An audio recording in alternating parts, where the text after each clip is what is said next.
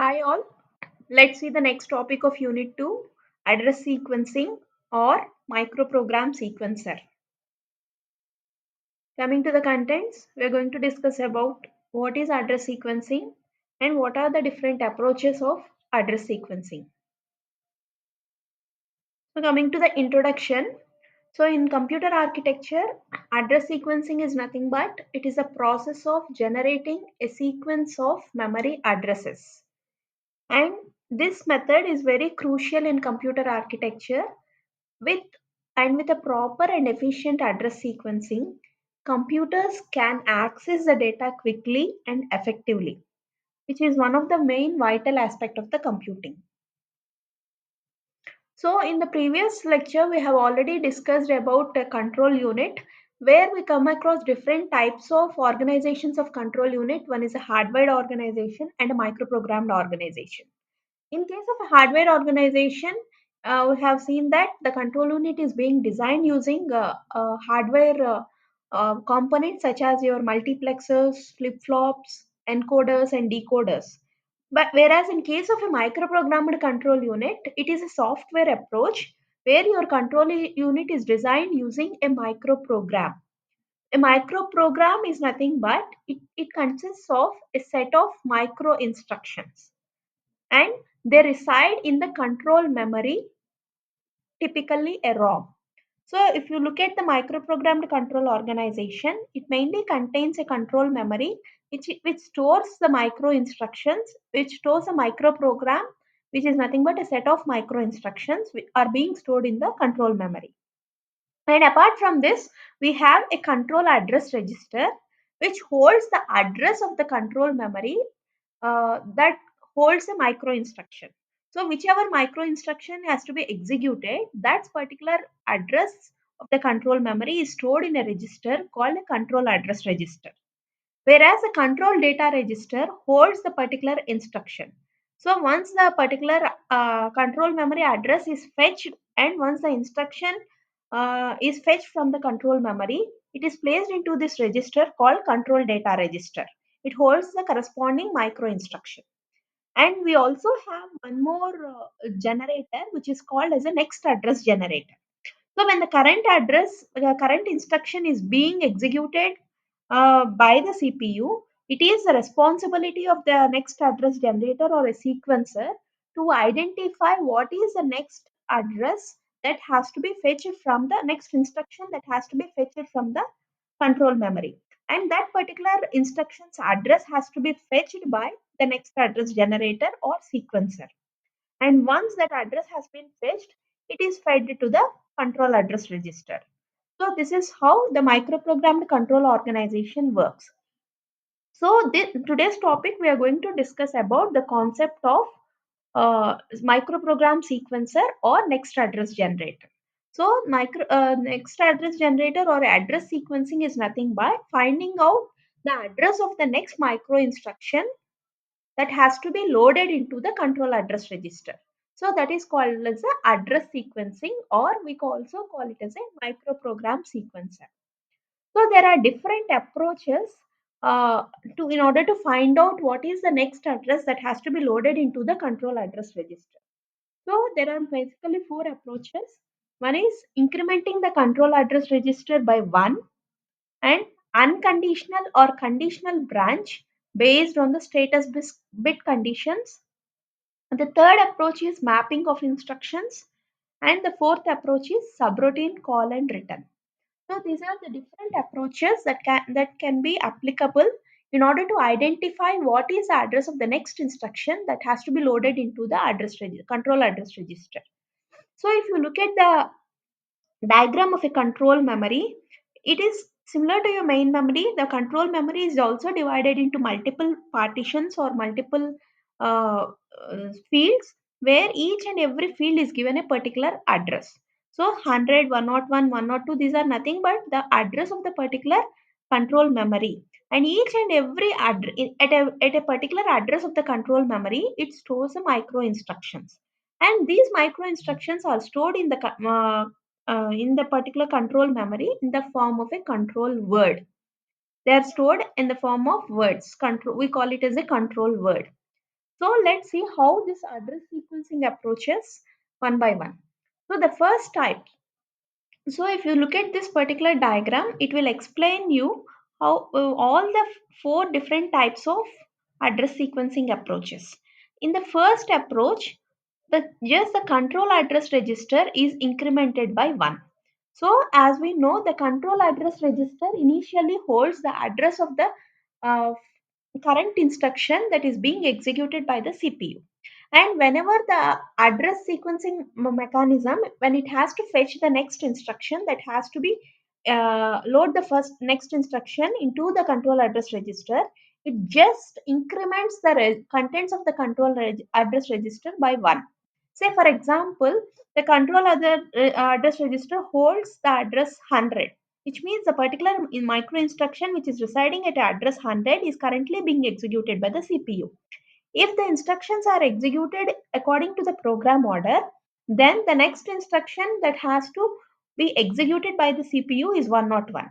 So you can make the control address register to be 101 just by incrementing it by 1. So next address sequence for the next instruction will be done by incrementing the control register contents by 1, so that the 100, which is the initial contents of CAR, it becomes 101, so that the CPU will execute the next instruction 101. So similarly, this is one method of address sequencing. So if you look at the particular diagram, so one approach is just by using an incrementer, you are going to increment the control address register holds the address. By using an incrementer, the incrementer is going to increment the contents of a control address register by 1, and through the multiplexer, that is again loaded into the control address register. So this is the first approach. The second approach of address sequencing is unconditional or conditional branch based on the status bit conditions. So in this case, if we look at the unconditional branch instruction, so say for example, this is my control memory where I have locations from 100 to 202. And I have an instruction at location 100, which is a jump. This is an unconditional branch instruction. So where my target instruction is 102. So whenever you encounter an unconditional branch instruction, irrespective of any condition, whenever the particular instruction is encountered, the next instruction that has to be executed is the target instruction. So in this case, jump 102 is the instruction. Whenever the CPU starts executing the instruction, and when it identifies that it is an unconditional branch, the next instruction should it has to uh, uh, this branch has to be moved to the control has to be shifted to the instruction 102, and the CPU has to start executing the 102 instruction. So this is unconditional branch instruction. So initially, the control address register holds the address of the current instruction, which is 100. And when the particular instruction is being executed, the address sequencing mechanism identifies that it is an unconditional jump and the target instruction is 102. So instead of loading 101 or incrementing the control address register by 1, the 102 instruction, which is a target instruction, the control address register will be loaded with 102 instead of 101. So this is one more approach in case of an unconditional branch. So in case of an unconditional branch instruction, the control address register, the branch address, whatever is the target address, that is being given as an input to a multiplexer, so that the control address register is loaded with the address of the target instruction that has to be executed by the CPU. This is case of unconditional branch. Next, when it comes to a conditional branch instructions, based on the condition, if the condition is satisfied, then only the target instruction will be executed. So, for identifying whether the condition is satisfied or not, that is done based on the status bit conditions. There are certain status bits called Z, S, and C. Z stands for 0, S stands for sign bit, and C stands for carry. So Z is used to check the contents of the accumulator. If the contents of the accumulator are 0, then this Z bit will be set to 1. And second, so whenever the Z bit is set to 1, the target instruction of a conditional branch will be loaded into the address register. And next is a sign bit. Sign bit is set to 1 if the most significant bit is 1. So the sign bit will be set. So whenever the sign bit is set, the target instruction of conditional branch will be loaded into the control address register. Similarly, C is the carry bit which is set to 1. If there is any carry which is present in the carry flip flop, then this bit will be set to 1. So in this case also, if it is 1, the corresponding target address will be loaded into the control address register. So you can use any one of the status bit conditions to check if the condition is satisfied. Not all, any one can be checked. So if any one, if suppose Z is given as an input to a condition. So if this is Z is equal to 1, which means that the particular target instruction which is a part of a conditional branch, it is loaded into the control address register. So for example, if any of the status bits are 0, then the contents of the control address register are just incremented by 1. So that is a branch logic here. So if you see the this particular diagram, so the select, we are going to select a status bit, whether we can take a Z bit or S bit or C bit. The particular status bit is selected and given it as an input to a branch logic. Branch logic will find out what is the status of the particular sign bit, whether it is 1 or 0. Based on the status, the particular output, say if you are taking Z is equal to 1, then obviously the target instruction through a multiplexer, it will be loaded into the control address register. For example, Z is 0. Then the condition is not met.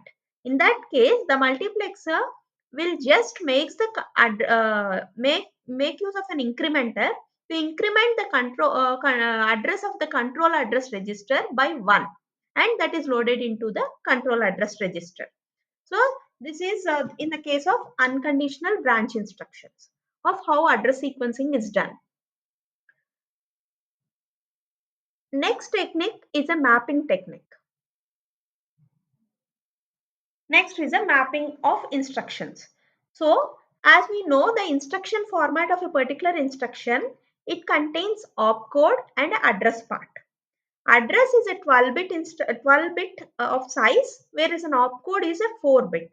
So for this corresponding opcode, there will be a relevant micro instruction that performs an operation which is stored in the control memory. But there should be some mapping in order to map the opcode to the corresponding address of the micro instruction which is stored in the control memory. But the opcode is only 4 bits, whereas the micro instruction address which is stored in the control memory is a 7-bit address. So you have to map the particular opcode to the corresponding address of the control memory which stores a particular micro instruction. Say for example, this opcode says it is an add instruction. So, but this add instruction will be stored at some particular address of the control memory as a micro instruction. So that particular control memory's address is a 7-bit address. So it has to be mapped to the corresponding 7-bit address and is done by means of mapping. So the mapping technique, how it works is, you are going to add some mapping bits to this particular opcode, and that will give you the micro instruction address. So if you take these 4 bits as these bits, and the remaining the most significant bit, you are going to add 0, and then you are going to replace these 4 bits here, 1011, and the last two bits will be cleared to zeros, which means we are giving it as 00. So this is the address of the particular micro instruction which performs this particular operation which is stored in the control memory. So this is called as a mapping of instructions. So if you see this diagram, the particular instruction code or instruction format is given as an input to a mapping logic, where the mapping logic will identify what is the particular address of the control memory which stores the micro instruction, and that particular address is loaded into the control address register. So this is one other method of address sequencing. And the last method of address sequencing is a subroutine call and return. In case of a subroutine call and return, a subroutine is nothing but, so whenever a subroutine is found in the main method, so the control has to move to that particular target instruction where the subroutine is present. It has to execute the particular target instruction, the subroutine, and once it has completed the execution, it has to return back to the previous address where it has stopped and it has to continue. Say for example, here we have a control memory at location 102, we have call 200. So this is calling a subroutine which is present at a location 200 of your control memory. So whenever control executes this particular instruction, it has to be transferred to the address 200 where your subroutine starts. So it will continue with executing your entire subroutine. And once the subroutine has been completed, it has to return back to the address 103 and continue the execution of your program, right? So your in control address register initially contains an address 102 which contains your call instruction. So whenever your control moves to 200 location where your subroutine is present, the return address has to be stored in some location, and that is nothing but a subroutine register. So the return address where the control has to return back is 103. So this 103 address has to be stored in a register called a subroutine register, so that once the control completes the execution of this subroutine, once 203 is done, then the subroutine, whatever address present in subroutine, it will be loaded into the control address register, so that the CPU will move, the control moves to the 103 instruction and continue its execution. So this is called subroutine call and return. So if you see how it is implemented here, so the control address register initially instruction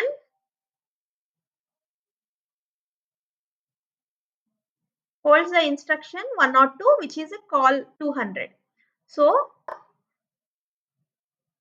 what it will do, once it moves, the control moves to the subroutine, the incrementer will increment the control address register by 103, and that is stored into a subroutine register. So that once the execution of a subroutine is completed and when the control has to move back, the control of subroutine register content is moved through a multiplexer. It is moved to the control address register. So this is called subroutine call and return. So if you see this multiplexer takes four inputs through four approaches. One is the mapping logic. One is through the incrementing the control address register by one. The other is using conditional and unconditional logic, and other is subroutine call and return. So it, it takes all these inputs, and based upon the requirement it gives only one output to the control address register. So this is how then address sequencing is done, so that when a current instruction is being executed, the control address register has to be loaded with the next instruction. So that is done by means of a microprogram sequencer, or the concept or the process of generating the next address is called as a address sequencing. So in case of a first approach, incrementing the control address register by one, an incrementer updates the control address register and selects the next instruction. In case of a second approach, which is a mapping, a simple mapping mechanism will convert a 4-bit opcode into a 7-bit address of a control memory. And this is done by inserting 0 in the most significant bit of the address throughout the mapping process. And finally, two least significant bits of control address register will be made to zeros. Clear. So here most significant bit will be 0 and last two least significant bits will be cleared to 0. And in case of unconditional and conditional branch based on the status bits, a branch logic is used here to provide a decision making capabilities in the control unit. So here there exists a special bits In case of a conditional branch, which we call them as a sign bit, carry bit, 0 bit and all, based on the status bits, we are going to find out the outcome of a conditional branch instruction. In case of an unconditional branch, so here the branch logic hardware is implemented using a multiplexer. It will branch to the original address if the condition is met. Otherwise, the address register, the control address register will be incremented. In case of an unconditional branch, it can be implemented by simply loading the branch address or the target address into the control address register from the control memory. In case of a subroutine call and return, so microprograms use subroutines. There should be some provision for them for storing the return address during a subroutine call and restoring this address during a subroutine return. So here we are using a separate register called a subroutine register. The main procedure can obtain, the main program can obtain this address for the return. So it serves as a source for transferring the address to the main function. So the address for the subroutine, it is stored in a register file. The subroutine register is present in a register file. So that is used as a source and destination for the address. So this is about address sequencing or microprogram sequencer. Thank you.